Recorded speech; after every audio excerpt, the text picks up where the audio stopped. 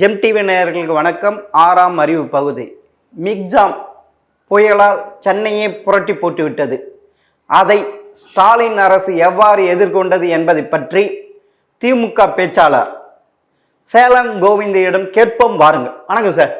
உங்களுக்கு நேயர்களுக்கு வணக்கம். சைதாப்பேட்டை பகுதியிலையும் பள்ளிக்கரணை பகுதியிலையும் வேளச்சேரி பகுதியில் திட்டுறது வந்து அப்போ தெரியலையா சார்? திட்டுவதற்காகவே உருவாக்கப்பட்டிருக்கிற அதிமுக பிஜேபி இன்னொரு இதே வேளச்சேரியில இந்த முன்னாள் அதிமுக எம்பிளிய சாப்பாடு 4 பேருக்கு சாப்பாடு கொடுக்கிற மாதிரி அவங்க அம்மாவை கூப்பிட்டு இதோ எங்களுக்கு திமுக ஏது கொடுக்கல சொல்ற வீடியோ பார்த்தே இல்லையா? அந்த தொகுதி காங்கிரஸ் எம்எல்ஏ செருப்பாக அடிக்கிற பதில் சொன்னாரா இல்லையா? இதே திருவள்ளூர்ல 800 பகுதியில் ஒரு பிஜேபி மாவட்ட தலைவர் அங்க இருக்கக்கூடிய ஒரு பொம்பளைய 500 ரூபாய் கொடுத்து பேசு அந்த வீடியோ பார்த்தது. அதே ஒரு மூலையில திமுக வந்து எதிர்த்து கேள்வி கேட்டனால அடிச்ச சம்பவம் இருக்கு சார். திமுக யார் எதிர்த்து வன்முறையில் ஈடுபடுவது இங்க வாங்க. ஆர்கே நகர் தொகுதி எம்எல்ஏ யாரு? அவர் எப்படி போய் வந்த ஒரு பொதுமக்கள் ஒரு இளைஞர் கேட்டதுக்கு என்ன பண்ணாரு? என்ன பண்ணாரு? நீங்க தான் உங்க கட்சிக்காரங்க என்ன அவர் அடிச்சு ரத்தத்துல எதுவுமே கேள்வி கேட்க கூடாதா? இல்ல பாதிச்சு இல்ல இத்தகலுங்க வட சென்னையே போய் பார்க்கல நீங்க.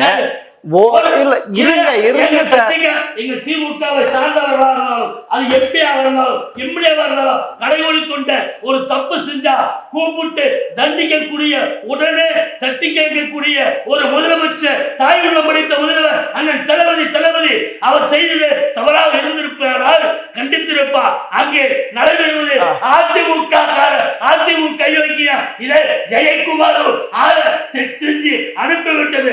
ஜெயக்குமாருடைய ஆட்கள் அங்கே கலவரத்தை உருவாக்குவதற்காக நாங்க தெரியாம அதுல அது மன்னிப்பு கேட்டா அது வந்து பொது வேலையில உண்மையாயிடும். இல்ல நீங்க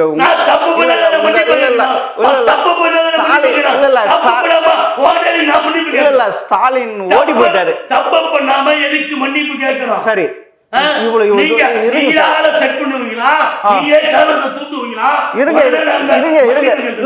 இருங்க. இல்ல 2015க்கும் 2023க்கும் வித்தியாசம் சொல்றேன். 2015ல அது செயற்கை வெள்ளமா வந்தா கூட அன்னைக்கு முதல்வர்கள் என்ஜிஓக்கெல்லாம் ஓடி இருங்க.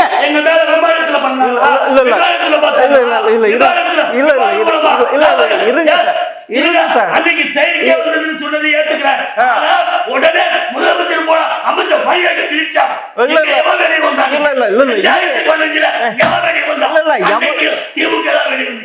இருங்க சார் முதலமைச்சர் விமானத்துல பிறந்தாங்க. அமைச்சர்கள்லாம் எங்க இருந்தாங்க தெரியுமா?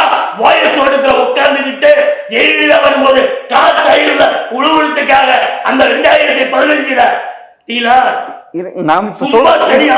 இருங்க 2015ல எவ்வளவு என்ஜிஓல வந்து மக்களுக்கு உதவுனாங்க. இப்ப ஸ்டாலின் முதல்வர் உடன்பிறப்புகளே வாங்க என்ஜிஓக்களே வாங்கலன்னு யாராவது வந்தாங்களா? 3 நாள் கழிச்சு கூப்பிட்டார். 3 நாள் கழிச்சு கூப்பிட்டார். யாராவது வந்தாங்களா சொல்லுங்க பார்க்கலாம். அதே மாதிரி 2015 நடந்த மாதிரி என்ஜிஓக்கள் இல்ல அன்னைக்கு பேப்பர் பார்க்கல டிவி பார்க்கல நினைக்கிறேன். இருங்க ஒரு நிமிஷம். உங்க இதுலயே போயிட்டு எந்த பேப்பர்னாலும் போடுங்க. இன்னைக்கு நேற்று முன்தினம் அதுக்கு முதல் இந்த 4 நாட்களாக தொழிலதிபர்கள் வந்து 3 கோடி 5 கோடி நடிகர்கள் 10 லட்சம் 5 லட்சம் கொடுத்துக்கிட்டு இருக்காங்களா இல்லையா? இருங்க நேர்களுக்கு முன்னாடி இந்த 4 நாள்ல வந்து கொடுக்கணும்னு சொன்னா 2 பேரும் கொடுக்கிற தண்டனை இல்ல சும்மா ரைட். அதுக்கு ரைட். இப்ப நடிகர்கள் கோடி வந்து கொடுத்தாங்கல்ல, கோடி இல்ல கொடுக்குறாங்கன்னு சொன்னீங்கல்ல. 2015ல இதே நடிகருங்க அங்கங்க ஏரியாவில் வந்து அவங்களுக்கு தேவையானதெல்லாம் கொடுத்தாங்க. இந்த 2023 எந்த நடிகராவது வெளியே வந்தாங்களா? எதுக்கு வரல? எதுக்கு வரல? எதுக்கு வரல? எதுக்கு வரல? நீ கேட்டீங்களா? பதில் சொல்லணும்ல. முதலமைச்சரோ அமைச்சர்களோ எம்எல்ஏக்களோ வீதிக்கு வரல. அதனால அங்க இருக்கக்கூடிய திரைப்பட நடிகர்கள் இருக்கக்கூடிய தொண்டு நிறுவனத்தை சார்ந்தவர்களா எல்லா ஏரியாவுக்கு வந்தாங்க. ஆனால் இன்னைக்கு யாரும் களத்துக்கு வரவில்லை என்று சொன்னால் ஒவ்வொரு பகுதியில் அமைச்சர்கள் பணியாற்றுகிறார்கள், சட்டமன்ற உறுப்பினர்கள் பணியாற்றுகிறார்கள், அதிகாரிகள் இருக்கிறார்கள். ஒவ்வொரு பகுதிக்கும் ஓடிக்கொண்டே இருக்கிறார் முதலமைச்சர், சுத்தி கொண்டே இருக்கிறார். எல்லா பகுதிக்கும் அரசாங்கத்தின் சார்பில் ஆட்களை நினைத்து முறையாக அங்கு நிவாரண பணி நடக்கிற காரணத்தினால இங்கே மக்களை பாதுகாக்கக்கூடிய ஆட்சி நடக்கும் போது நாம் போக தேவையில்லை. எதுக்கு தெரியுமா வரலான்றாங்க? எதுக்கு? நான் இருங்க சார், நான் சொல்றேன்.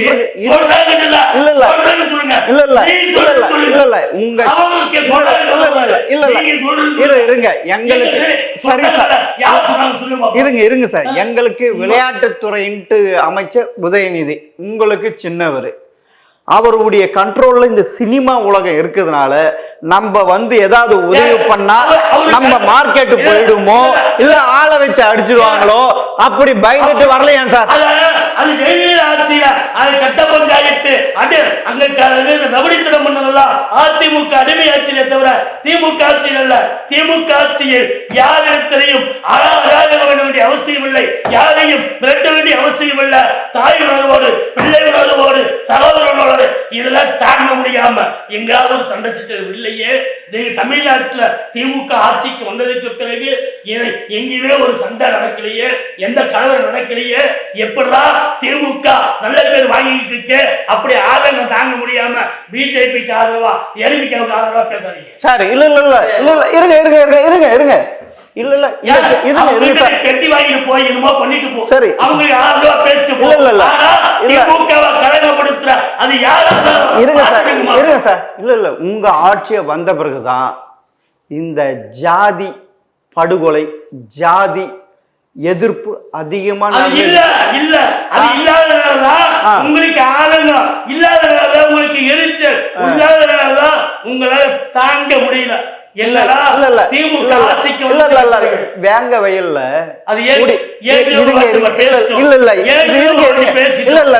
அது அந்த குற்றவாளி கண்டுபிடிச்சீங்களா? குற்றவாளி கண்டுபிடிச்சீங்களா? கண்டுபிடிக்கதான் போறோம். ஏற்கனவே பேசியிருந்தது சரிங்களா? இல்ல இல்ல நீங்க சொல்றீங்க ஏற்கனவே 2 முறை பேசியிருக்கோம், புரியுதா? அடுத்தது கேட்கறதுக்கு உங்ககிட்ட எது இல்லைங்கிறதுனால என்னடா எப்படி பேசுறாலும் கோவிந்தங்கிட்ட முடியலையே முடியலன்ட்டு நீங்க உடனே எங்க நம்ம ஏற்கனவே கேட்டத சரி சார் சரி சரி இல்ல இல்ல இரு சரி ஓகே சார். அது விட்டுருங்க. இப்போ வந்து 4 நாட்கள கடந்த நாட்களாக வந்து நடிகர்களும் சரி தொழிலாளர்களும் சரி எல்லாம் வந்து நிதி கொடுத்துட்டு இருக்காங்கன்னு சொல்றாங்க. இது வரைக்கும் இப்போ வரைக்கும் வெள்ள நிவாரணத்துக்கு வந்து 6000 அறிவிச்சிருக்காங்க. அந்த நிவாரண நிதி வந்து மத்திய அரசு கிட்ட இருந்து எதிர்பார்த்து வந்த நிவாரண நிதி தான் இப்போ வரைக்கும் கொடுக்குறாங்க தவிர தமிழக அரசு சார்பாக எந்த நிவாரண நிதியும் கொடுக்கல. என்னது மத்திய அரசு கிட்ட கேட்டது ஒன்றிய அரசிடம் கேட்டது 5000 கோடி, ஆனால் அவர்கள் கொடுத்ததை விட 500 கோடி. ஆனால் அந்த 500 கோடி நாங்கள் ஒன்றிய அரசை எதிர்பார்த்து ஒன்றிய அரசு கொடுத்தாலும் சரி கொடுக்கவில்லை என்றாலும் சரி என்று மக்களுக்கு பணியாற்றுவதற்காக இதோ வாருங்கள் 6000 ரூபாய் இன்னைக்கு டோக்கன் அன்னைக்கு டோக்கன் கொடுத்துட்டு இருக்கோம். அந்த குடும்பத்துக்கு 6000 மட்டும் கிடையாது, உயிர் சேதம் ஆயிருந்தால் 5 லட்சம் அது மட்டும் கிடையாது. 6 மாடு அங்கே உயிர்வலி ஆயிருந்தால் குடிசையில் சேதமடைந்திருந்தால் விவசாயம் சென்னையில குடிசை கிடையாது, செங்கல்பட்டுல இருக்குல்ல காஞ்சிபுரத்துல இருக்குல்ல செங்கல்பட்டுல திருப்பூர் மாவட்டத்தில் மட்டும் ஆமா பாதிக்கப்பட்ட இடத்துல நான் என்ன கேட்கிறேன் தெரியுமா? பசி எடுக்கிறவங்களுக்கு சாப்பாடு தேவை, கறி சோறு தின்னுட்டு உட்கார்ந்து இருக்கிறவங்களுக்கு சாப்பாடு தேவையா? நீங்களே சொல்லுங்க.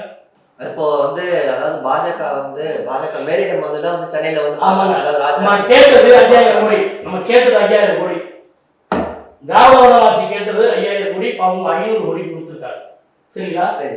இப்ப எதுவும் நடக்கிறது ஒன்றிய மத்திய அமைச்சர் ராஜ்நாத் சிங் வந்து பேட்டி என்ன கொடுத்தாரு? ராஜ்நாத் சிங்கு உடனே போனை போட்டு முதலமைச்சர்கிட்ட கொடுத்து நல்லா சிறப்பாக பணியாற்றிட்டாங்க அப்படின்னு உடனே மோடியும் இந்த வெள்ளத்தை சரியா இந்த மழையை சரியா பாதுகாத்திருக்காங்கன்ட்டு மோடி சொன்னாரா இல்லையா? ராஜ்நாத் சிங் பேட்டி கொடுத்தாரா இல்லையா? இதோ இப்ப மேல ஒன்றிய அரசாங்கம் அனுப்பிய அந்த மத்திய குழு ஆய்வு செய்து நேற்று என்ன பேட்டி கொடுத்துருக்கு, சிறப்பாக செஞ்சிருக்காங்க, எங்க எல்லா இடத்துலையும் மக்களை பாதுகாத்திருக்காங்க. ஆனால் இருங்க, அந்த இதை இங்க நடந்திருக்க சேதாரத்தை இவர்கள் சரி செய்து இருந்ததையும் கோடிட்டு காட்டி இன்னும் ஒரு வாரத்துல நாங்க மேல கொடுப்போம் அறிக்கை கொடுப்போம் சொல்லியிருக்காங்களா இல்லையா? இங்க சரியில்லைன்னு சொன்னால் இவர்கள் எப்படி சொல்வார்கள்?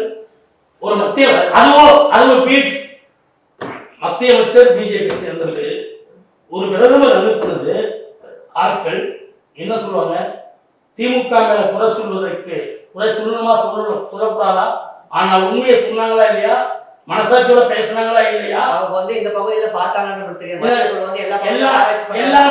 எல்லா பகுதியும் பார்த்து அப்படி அவங்க எல்லா பகுதியும் பார்க்கலன்னா ராஜ்நாத் சிங் சொன்ன உடனே அண்ணாமலை குதிச்சிருக்க மாட்டானா? யோ என்னையா நீ மனுஷன் இந்த இடத்துல பார்த்துட்டு இப்படி சொல்ற, அங்க வந்து பாரியா வானு கூட்டிட்டு போய் பணம் துடிக்கணும்னா எழுநூறு சொல்லி பணம் சொல்லிக்க மாட்டாளா? வானு சிறுவர் சொல்லியிருக்காரா? இவங்கள குதிச்சிருக்க மாட்டாரா? சரி இருந்தாங்க. இல்ல நான் இப்ப இந்த பக்கம் வாங்க. இல்ல நீங்க கூப்பிட்டோன்னு வந்தாங்களா? என்னது? நீங்க கூப்பிடல சார். கூப்பிட வேண்டிய அவசியம் இல்லை. அவங்களா பாதுகாப்பு இல்ல சார். நீங்க இருங்க சார். அரசியல் செய்வதற்கா வந்திருக்காங்க. இல்ல இருங்க சார். இல்ல கூப்பிட வேண்டிய அவசியம் கிடையாது. இருங்க சார். இல்ல இருங்க சார். உயிர் போயிட்டு காப்பாற்ற இல்ல முதல்வர் வந்து இல்ல மத்திய அரசு முதல்வர் வந்து கடிதம் எழுதியிருக்காரு. இங்க பெருவெள்ள மாதிரி சேர்ந்துட்டு எங்களுக்கு நிதி ஒதுக்கணும்.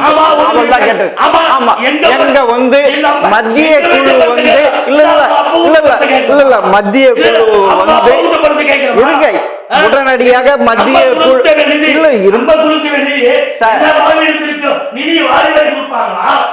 தமிழ்நாட்டுக்கு மட்டும் கொஞ்சமா கொடுப்பாங்களா? இல்ல மத்திய மக்கள் அதனால சீக்கிரமா வாங்க கேட்டாரா? அவங்களாதான் வந்தாங்க. கூப்பிட வேண்டிய அவசியம் கிடையாது. அவங்கள கூப்பிட வேண்டிய அவசியம் இல்ல. நான் ஒன்றிய அரசாங்கத்தில் நாம் நிதி கேட்பதற்கு எங்களுக்கு உரிமை இருக்கு, ஆளுமை இருக்கு, எங்களுக்கு கேட்கக்கூடிய உரிமை இருக்கிறதுனால என்ன உரிமைன்னு கேட்கிறீங்களா? இருங்க சார். இல்ல நம்ம கொடுக்கிற வரி பணத்தை அவங்க நம்ம கொடுக்கிற வரி பணத்துல இருந்துதான் எங்களுக்கு கேட்கிறமே தவிர நமக்கு கேட்கிறமே தவிர சரியா? நீ தமிழ்நாட்டுக்கு ஆதரவா இருக்கணும் பார்த்தா பிஜேபி காரனுக்கு ஆதரவா பேசிக்கிட்டு இருக்க. இல்ல இந்த 6000 ரூபாய் யாருக்கு கொடுத்திருக்கணும்? யார் பாதிக்கப்பட்டவர்களுக்கு. இல்ல வந்துட்டீங்கல்ல சென்னையில இருங்க. சென்னையில 5வது மாடியில 6வது மாடியில எல்லாருக்கும் கொடுக்குறீங்களே, இது சரியா?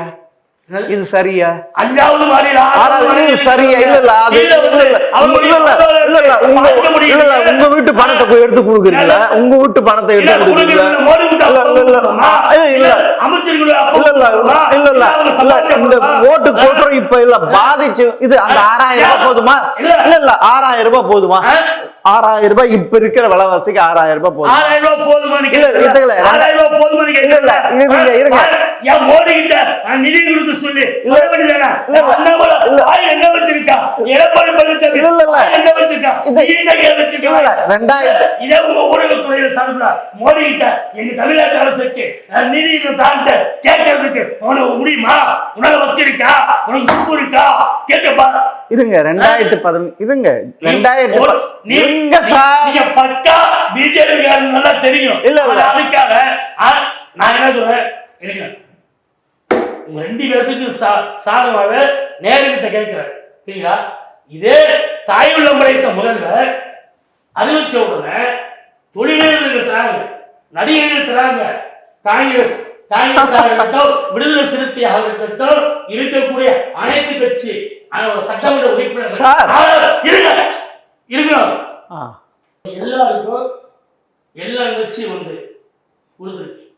இந்த நிமிஷம் வரைக்கும் நான் ஆண்ட கட்சி புடுங்கிற கட்சின்னு சொல்ற அதிமுக அடிமைகள் ₹1 கொடுத்தாங்களா? நாங்க ஆள போறோம், நாங்க வளர போறோம்னு சொல்றாங்க பிஜேபி, அண்ணாமலை கொடுத்தாங்களா சொல்லுங்க. அவங்க 2 பேரும் கொடுக்காத கிண்ட காரணம். ஆக அவர்கள் கொள்ளையடிப்பதற்கு மட்டும்தான், மக்களை பாதுகாப்பதற்கல்ல. இதே எதிர்கட்சியாக இருந்தாலும் திமுக முதலில் போய் நிவாரணம் கொடுக்கும். இதே கலைஞர் முதலமைச்சர் தள்ளாடாத வயதில் தன்னுடைய சட்டமன்ற உறுப்பினர்களை 1 மாத கால சம்பளத்தை, நாடாளுமன்ற உறுப்பினர் 1 மாத சம்பளத்தை அண்ணன் தளபதியாரிடத்திலே கொடுத்து, ஜெயலலிதாவிடத்திலே கொடுத்த புகைப்படம் பார்த்துருக்கீங்களா இல்லையா? செய்தியை பார்த்தோமா இல்லையா? அன்னைக்கு இல்ல நாங்க ஆட்சியில் இல்லை இருங்க, நாங்க ஆட்சியில் இல்லை, அதிமுக நாங்க ஆட்சிக்கு வரும்போது பார்த்துக்கிறோம். அமைதியா இருந்தாரா? எப்படி கலைஞர் தாயுள்ள படைத்திருந்தாரோ அதே போலதான் எதிர்கட்சியாக இருக்கும் போதும் அண்ணன் தளபதியார் மக்கள் பணி ஆற்றுவதை முதன்மையாக நடத்த வந்தார். சரிங்களா? ஒரே ஒரு வழி சொல்லிட்டீங்களா? பல சொல்லணும்னா இன்னைக்கு இந்த 4000 கோடி ஒதுக்கீடு செய்து 2600 கோடி ரூபாய் முறையாக செலவு செய்வதனால்தான் வடிகால் வாரிய அமைச்சர் கொடுத்ததுனாலதான் பெரிய பாதிப்புலேருந்து நம்ம மீண்டு இருக்கோம். சரிங்களா சார்? அதாவது காஷ்மீருக்கு 370வது சட்டத்தை விளக்கினது சரின்ட்டு சுப்ரீம் கோர்ட் சொல்லிச்சு. அப்போ வந்து ராஜ்யசபாவில் திமுக எம்பி அப்துல்லா பெரியார் பற்றி அப்துல்லா இது பெரியார் பற்றி சொன்னார். அந்த பெரியார் பற்றி சொன்னது வந்து அவங்க கெசட்டில் இருந்து பாராளுமன்ற புத்தகத்திலிருந்து நீக்கிட்டார். அதுக்கு வந்து தமிழக முதல்வர் வந்து அதை நீக்கினது. நல்லது எது பண்ணாலும் ஒன்றிய அரசு ஏத்துக்காது. ஆமா, சரி சரி சரி. அதனால எரியுது. தாங்க முடியல. செத்து இவ்வளவு ஆண்டு ஆயும் உங்களுக்கு எரிச்சலா இருக்கு, தாங்க முடியல. நாங்க அதுக்கு நாங்க என்ன பண்ண முடியும்? இருங்க சார், இருங்க.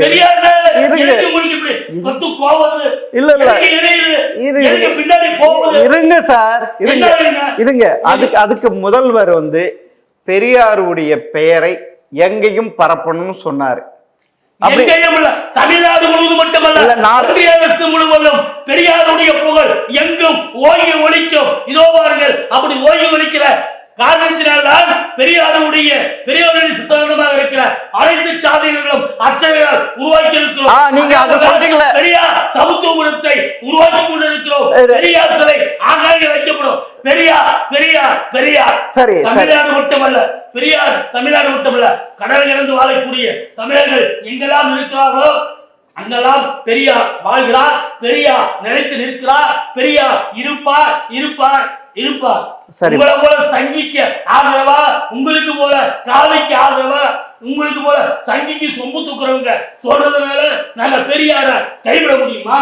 பெரியார வைக்காம இருக்க முடியுமா? பெரியார நிலைநட்டமா இருக்க முடியுமா? சரி, இருங்க. கருணாநிதி நடத்தின முரசொலி இங்க பெரியார் இருங்க சார், இருங்க சார். நான் கேட்கறது கூட இருங்க.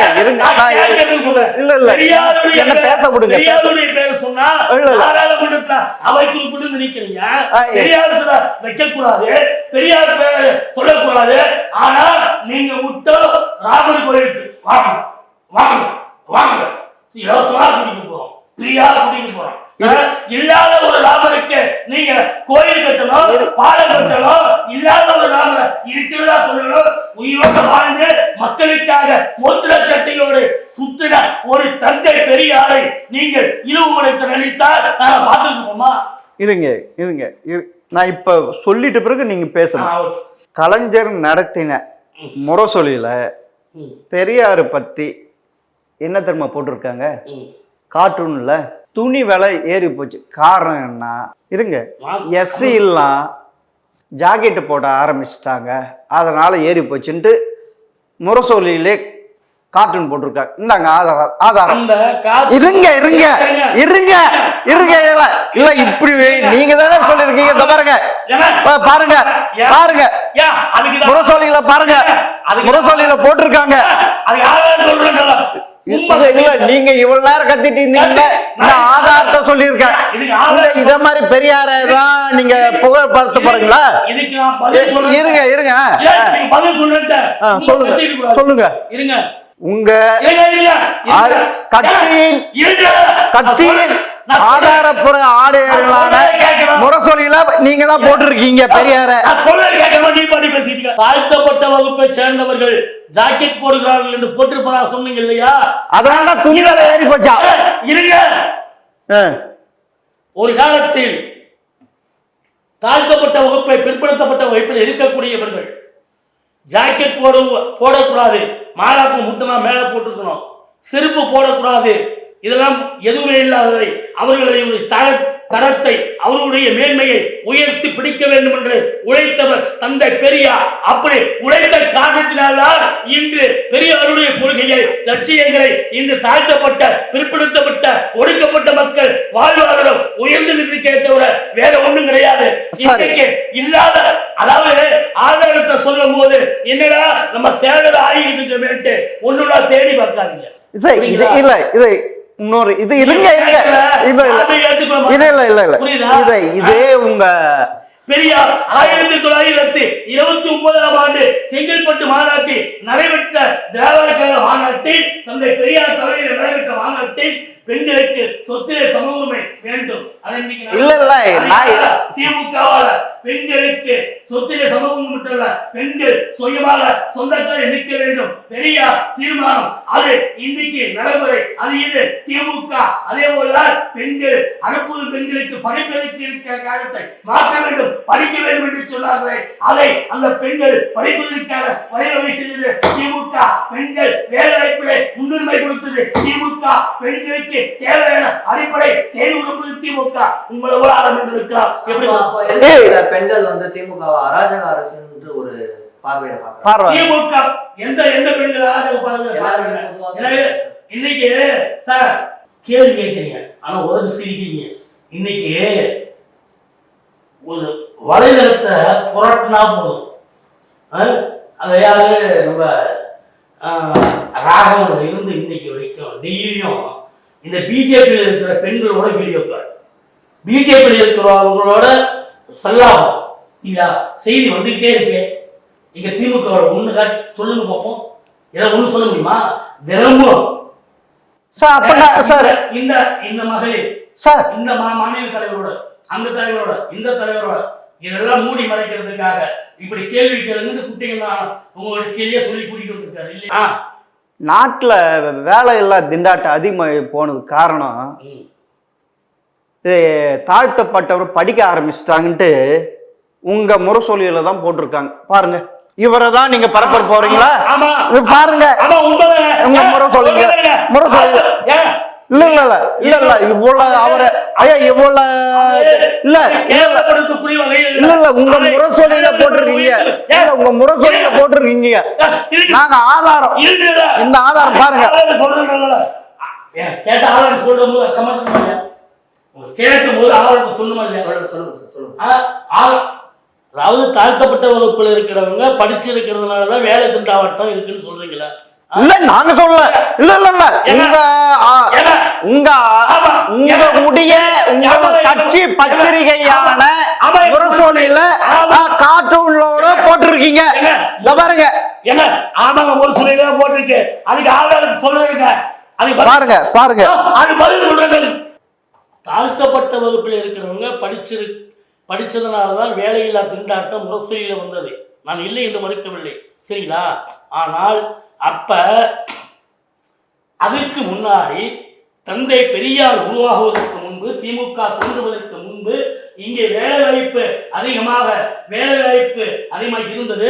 தாழ்த்தப்பட்டவர்கள் படிக்கவில்லை, ஒடுக்கப்பட்டவர்கள் படிக்கவில்லை, தாழ்த்தப்பட்டவர்களுக்கு ஆ ஆ என்றால் என்னவென்று இல்லை அப்படின்ட்டு நீங்களே சொல்றீங்க இல்லையா? ஆக அந்த தாழ்த்தப்பட்ட ஒடுக்கப்பட்ட வகுப்பினை சார்ந்தவர்களை படிக்க வைத்த பெருமை திமுகவுக்கு இருக்குதா இல்லையா? அந்த திமுகவை சார்ந்தவர்களால் அந்த தாழ்த்தப்பட்ட வகுப்பை சார்ந்தவர்களுக்கு இன்று வேலை வாய்ப்பை உருவாக்கி அவர்களுடைய தரத்தை உயர்த்திட்டு இருக்கோம். சரிங்களா?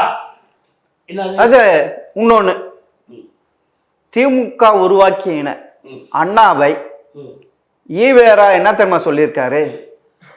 ஒரு கொட்டை கருப்பை என்னை கொல்ல வீட்டை சுத்திட்டே இருக்கான்னு சொல்லியிருக்காரு. அதுக்கு ஆதாரம் இருக்கு. கொட்டை கருப்பை என்னை கொல்றதுக்கு என் வீட்டை சுத்திட்டே இருக்கிறான்ட்டு அண்ணாதார சொல்லியிருக்காரு. இதுக்கு என்ன சொல்ல போறீங்க?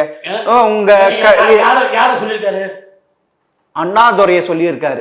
அண்ணாதுரையை பத்தி எப்படி அண்ணாதுரை சொல்ல முடியும்? இல்ல இருங்க இருங்க இல்ல இல்ல இல்ல அண்ணாதுரையே இது இருங்க சார் இருங்க. அண்ணாதுரையே ஈவேரா அப்படி சொல்லியிருக்காரு. அவர் ஏன் நீங்க பரப்ப போறீங்க?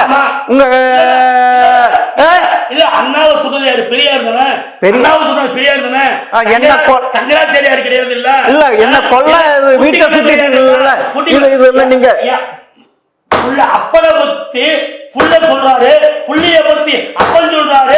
எங்களுக்கு ஆசானாய் குருநாதனாய் என் தலைவராக இருக்கிற என் தந்தை பெரியார் காதுக்கு பின்னாலும் நாங்கள் ஏற்றுக்கொள்வோம். எங்களை எட்டி உதைத்தாலும் தாங்கிக் கொள்வோம். எங்கள் தந்தை பெரியார் எது சொன்னாலும் எதை செய்தாலும் நாட்டு மக்களுக்காக தவிர உங்களை போல குரூர புத்தியோட, உங்களை போல அயோக்கியத்தனத்தோட அரக்கத்தனத்தோட இல்ல.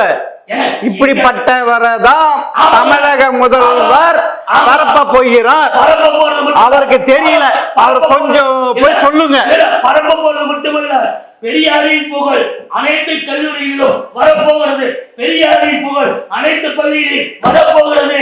பெரியாரின் சிலை அனைத்து மாவட்டத்தில் பெரியாரின் புகழை நாடு முழுவதும் எதிர்ப்போம். பெரியார்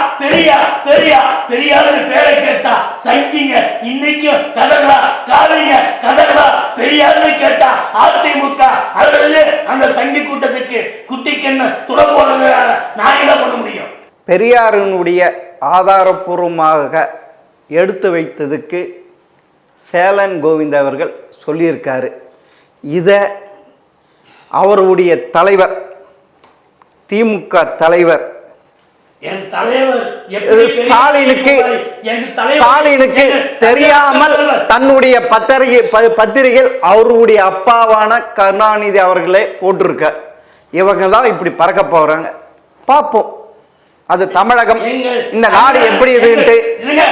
கடைசியா நேயர்களுக்கு உங்களுக்கு முன்னே சொல்றேன், அறிஞர் பிறந்த அண்ணாவாக இருக்கட்டும், அண்ணாவுக்கு பிறகு எங்கள் தலைவர் கலைஞராக இருக்கட்டும், இன்றைய இலக்கு திராவிட மாடல் நடத்தக்கூடிய எங்கள் அண்ணன் தளபதியாக இருக்கட்டும், அடுத்த இன்னும் 25 ஆண்டு காலத்திற்கு நாட்டை ஆளப்போகிற எங்கள் இளைய சூரியன் உதயநிதி ஸ்டாலினாக இருக்கட்டும், இன்னும் 1000 ஆண்டுகள் ஆனாலும் யாராலையும் பெரியாரின் பெயரை அசைக்க முடியாது. பெரியாரின் பெயரை தூக்கி பிடிப்பதற்கு எங்கள் இளைய சூரியன் உதயநிதி வரை ஒரு உதித்துக் கொண்டே இருப்போம். உதயநிதிக்கு பிறகும் உதிப்போம். பெரியாரின் புகழை தூக்கி நிறுத்துவோம்.